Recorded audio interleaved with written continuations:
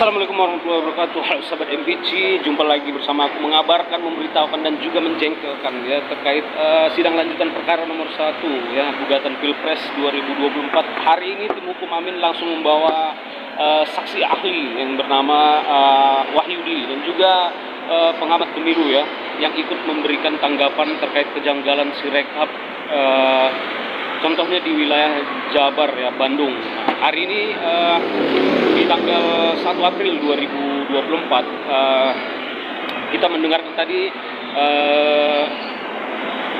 saksi ahli ya dari Bang Wahyudi. Katanya seharusnya Sirekap itu sebagai alat bantu dalam perhitungan yang hampir ada 800 ribuan TPS yang ada di dalam Sirekap ya.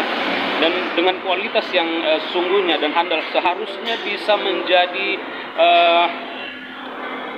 kualitas yang benar-benar handal dan bisa tercatat di situ, baik dari verifikasinya ataupun dalam pengumpulan datanya harus jelas di situ. Ungkap Wahyudi yang merupakan pakar IT ya bisa yang hari ini dihadirkan oleh tim hukum Amin. Nah, jadi menurut keahliannya hal itu bisa terjadi ada beberapa faktor ya. Menurut kajiannya pengamatan itu data cukup sebenarnya dengan foto pengamatan difoto lalu diunggah melalui Sirekap. Nah sekarang bisa lebih simpel katanya dengan Sirekap ini, lebih sederhana katanya dibandingkan dengan situng yang 5 tahun yang lalu yang begitu mungkin perbandingannya agak lebih simpel dengan yang sekarang. Nah, katanya seharusnya dengan simpel dan mudahnya proses tersebut menjadi tidak permasalahan, apalagi mekanisme yang lebih sederhana ini dalam perbandingan rekapitulasi ya, tutup Wahyudi.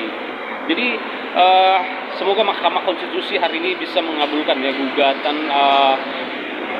Pilpres ya dari paslon 01 dan juga 03. Nah begitu juga dengan tim hukum Amin ya, hari ini kita ingin tahu juga sebenarnya dalil apa yang dipersiapkan oleh tim hukum Amin dalam mengikuti persidangan di Mahkamah Konstitusi ini ya. Kita juga mendengar dulu video debat panas antara tim hukum Amin yang langsung live di TV One ILC kemarin ya. Langsung aja kita lihat videonya. Saya kemarin agak tergelitik dengan ILC kemarin ya, entah kemarin atau berapa hari yang lalu, ketika ada seorang politisi di sini mengatakan, saya tidak mau munafik, saya termasuk pelaku kecurangan, pelaku money politics. Ketua Bawaslu itu cuma cengar-cengir doang. Coba bayangkan, saya membayangkan bagaimana cara berpikir Ketua Bawaslu ini ketika ada pengakuan dari seorang politisi, which is adalah bagian dari peserta pemilu, mengatakan dia pelaku money politics, dia cengar-cengir. Diproses pun enggak. Bayangkan. Padahal kalau kita cek Undang-Undang 7 2017 itu adalah pelanggaran pidana pemilu yang bisa dihukum. Bang Rafli, itu saya juga ada dan itu pengakuannya dari tim sukses Amin. Ya saya tidak peduli. Jadi kan, pelakunya dari tim sukses Amin. Iya, saya tidak peduli. Okay. Kan yang saya ingin tegakkan adalah jadi, pemilu yang jujur dan adil. Ya, jadi netral dong. Iya dong. Ini sekarang loh, saya menjelaskan dari sudut ilmu pengetahuan, pemilu yang jujur dan adil. Karena itu siapapun pelaku kecurangan, maka wajib hukumnya dia didiskualifikasi. Kalau kita bicara mengenai pemilu yang jujur dan adil, maka Anda tidak bisa membiarkan orang curang memimpin negara kita, kan seperti yang pernah saya katakan. Nah itulah sebabnya saya heran, loh kok mentalitas Bawaslu seperti itu. Jangankan surat-surat kami misalnya yang 01 tidak digubris, ini di depan mata saja ada orang yang mengaku kalau dia money politik gak dia apa-apain. Ya kan? Oh yang mengaku money politik tidak hanya 01, 01, 02, 03, banyak sekali. Tetapi dia nyengir aja. Karena dianggap itu adalah business as usual, biasa aja. Bansos digunakan sebagai instrumen untuk memenangkan paslon tertentu. Jumlahnya tidak tanggung-tanggung, 496,8 triliun. Nggak tanggung-tanggung. Dan itu jumlah itu dalam kategori yang namanya perlindungan sosial. Jadi ada kemana-mana dananya. Oke? Tapi bagaimana bisa membuktikan bahwa bansos itu untuk memenangkan pasangan calon? Makanya Anda baca permohonan ini nih, saya kasih nih. Bukan, nanti. saya tidak perlu baca. Tolong jelasin dulu satu contoh, bagaimana bisa menghubungkan. Ini ya, baca permohonan ini ya. Ya. Pertama. Kedua, jangan mengganggu saya dulu. Saya lagi menjelaskan. Oh, berarti bukan membuktikan itu bukan di sini. Iya. Membuktikan itu bukan. Pembuktiannya bukan di depan Anda. Tapi di Mahkamah Konstitusi. Ini untuk Natalis Pigai yang saya cintai, yang saya hormati. Korelasinya apa? Bansos dengan memenangkan salah satu. Korelasinya apa? Ini Natalius Pigai yang saya cintai, yang saya hormati. Ya, tiga kalimat. Oh, supaya menyetujui gitu. Ini ada Jokowi, ada bansos, ada aparatur, ada kunjungan, ada suara yang melonjak. Ya, selanjutnya Anda lihat di sini. Dan itu pelonjakan yang tidak wajar. Itu state obligation fulfill on human right need. Kewajiban negara untuk memenuhi kebutuhan hidup warga negara berupa sandan, pangan, dan papan. Ya, itu dalam konteks presiden. Itu Anda bicara dalam konteks HAM. Anda itu dari tadi bicara HAM semuanya. Saya ini bicara kasus yang konkret tentang pemilihan presiden 2024. Bukan bicara tentang Komnas HAM. Ya sudah. Saya kan sudah katakan tadi. Nih, Anda baca ini ya. Ini kayaknya belajar dari Kodari juga dia bagaimana cara mengganggu Refli Harun. Gara-gara ini kalau dari konsentrasi saya rusak jadinya. Nah, kalau saya sayang Refli lah. Makanya saya nantang bagaimana hubungannya. Nah, sekarang kalau kita bicara tentang metode pembuktian, saya mengatakan saya ingin memberikan masukan kepada Hakim Konstitusi tentang scientific approach. Pendekatan yang ilmiah. Pendekatan yang ilmiah untuk melihat hubungan kausalitas. Kalau Anda melakukan money politics, ya, kalau pendekatannya tradisional, maka Hakim MK mengatakan tidak bisa dibuktikan. Apakah money politics itu menambah suara si X atau tidak? Memang tidak bisa. Karena di bilik suara kita tidak tahu. Kalau kita tahu justru melanggar prinsip Luber dan Jurdil. Tapi dengan scientific approach, kita bisa misalnya melihat contoh-contoh. Oke, dapat contekan dari Margarito, tapi jangan ganggu saya ya. Yang kedua, contoh, ya. Katanya tadi bantu situ. Ini contekan. Ternyata bantu ke sana. Bagaimana? Ini contekan ini nanti setelah ini pada saat break kita minum kopi. Oke, mantap. Nah, yang kedua, saya kasih contoh lagi. Itu yang namanya suara Prabowo sebelum Gibran dicalonkan. Itu kira-kira cuma 24% saja di dalam elektabilitas lembaga survei. Tetapi sejak Oktober ketika Gibran dicalonkan ya pada tanggal 25 Oktober, 25 Oktober, maka terjadi pelonjakan yang luar biasa dan terakhir sampai 58,8. And the question is, bagaimana caranya dalam jangka waktu 4-5 bulan Anda bisa menaikkan elektabilitas sampai 30% lebih. Pertanyaan lagi dari sisi scientific approach. Input apa yang Anda butuhkan untuk menaikkan elektabilitas lebih dari 30% dalam waktu 4 bulan? Itu kan pendekatan ilmiah. Nanti kita tanyakan pada pollster. Oh Pak, kalau ini nggak bisa Pak, cuma omong-omong, nggak bisa cuma kampanye. Apalagi de factualnya adalah jarang sekali kita lihat ada kampanye yang namanya Prabowo Gibran. Jarang sekali. Coba lihat. Kita kuantifikasi. Berapa kali dia kampanye. Berapa kali dia menemui rakyat.